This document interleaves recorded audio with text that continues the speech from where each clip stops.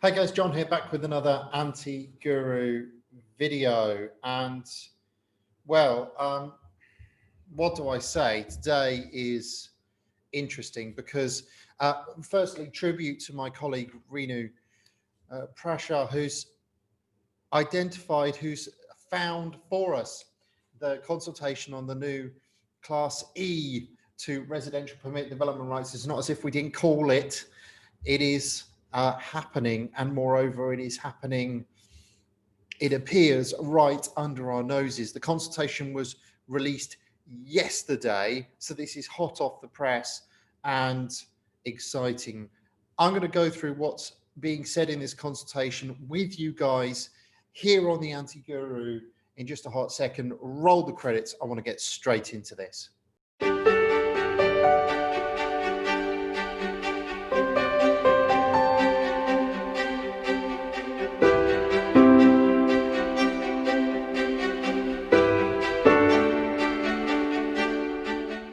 Right, so I'm going to share with you guys my screen, and on my screen is the consultation itself. Now, this is only a consultation stage at this stage, but again, this is something that we at TPX called.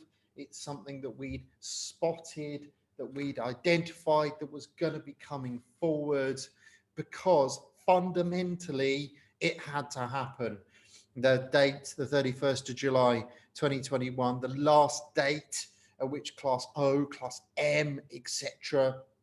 live within the general permitted development system, meant that the government had to consult on, had to bring forward a new permitted development right for the brand new Class E bracket. And in reality, they were always going to wait until after they knew they'd won that judicial review.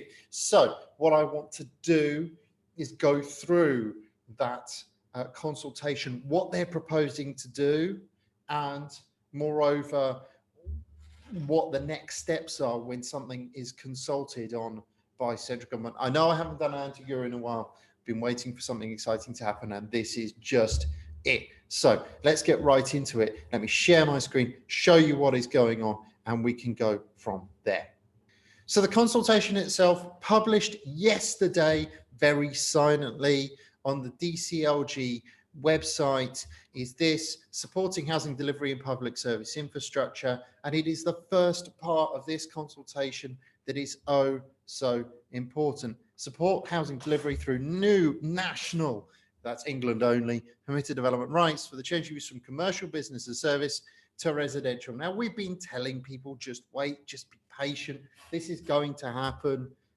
Lo and behold, here is the consultation for it. It includes a full impact assessment, but I want to get into the detail. There's also consolidation here on simplification of existing permitted development rights. We'll cover that too. But most importantly, let's deal with the big one first. So this is what they're saying. They brought in the commercial business and service use class, Class E, on the 1st of September. They passed the judicial review stage. That's all said and done. And now we are into whether or not these uses get a permitted development right of their own. And this is what they are saying, dear viewer.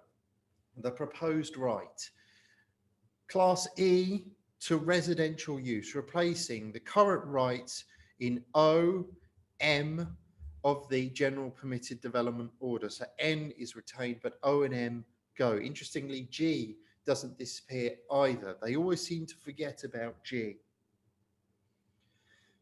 The consultation will also include everything else in E: restaurants, indoor sports, creches,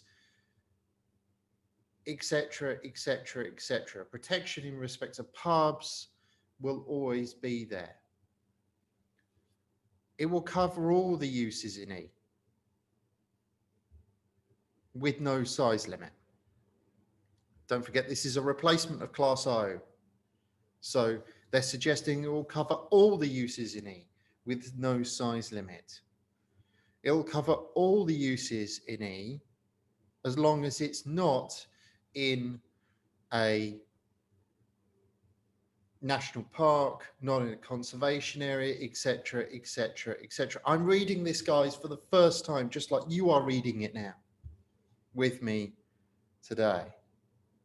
And one of the questions they're asking here is, do we include conservation areas?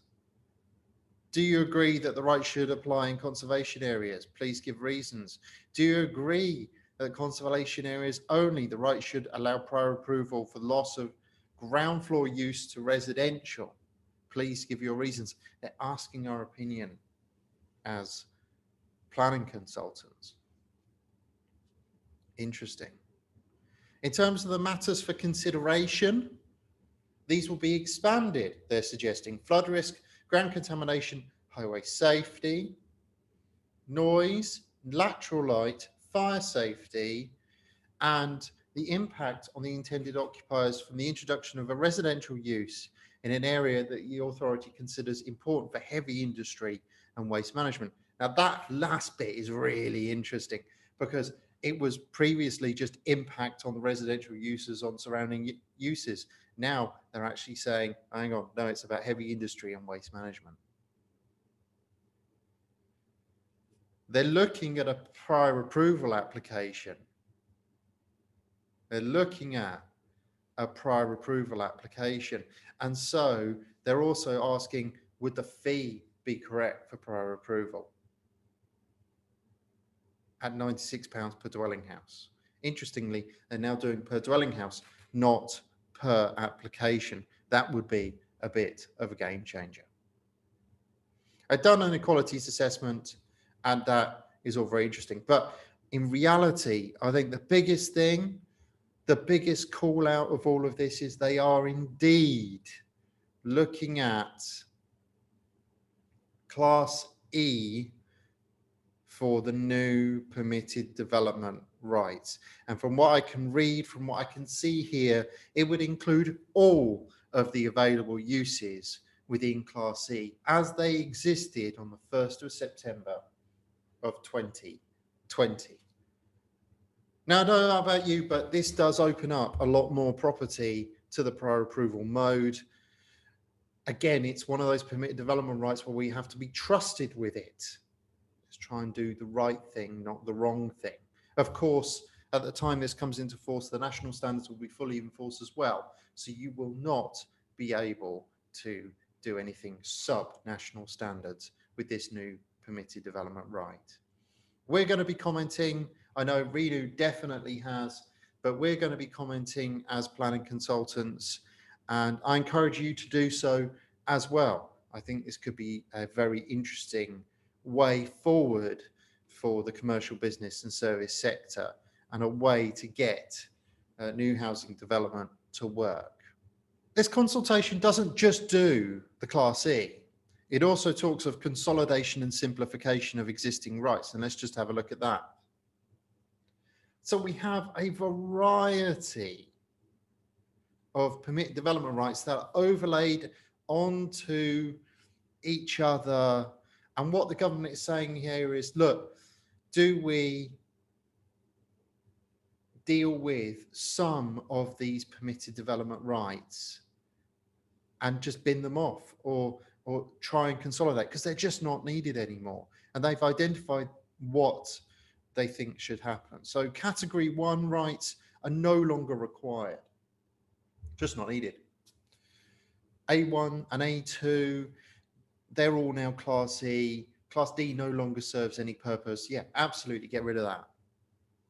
Category 2, right is unchanged by the amendments. No amendment is necessary. Class L of Part 3, Schedule 2, you don't need to change that. That's absolutely fine, just as it is. So Category 3, permitted development rights. Class O in particular gets altered by this consultation. Category 4, permitted development rights require further consideration. Classes A, B, C, D, E, F, G, J, and JA, which are all about those uses on the high street, are some of those to be considered as well. So the government is once again looking at making our permitted development solutions simpler and tidying up the mess left over from the changes to the used classes order. I hope that's been interesting for you. It's been really interesting for me going through this, and I look forward to your comments. But suffice it to say, the message is the government's consulting on it, which means we know it's coming. Class E prior approval is on its way. Have a great day.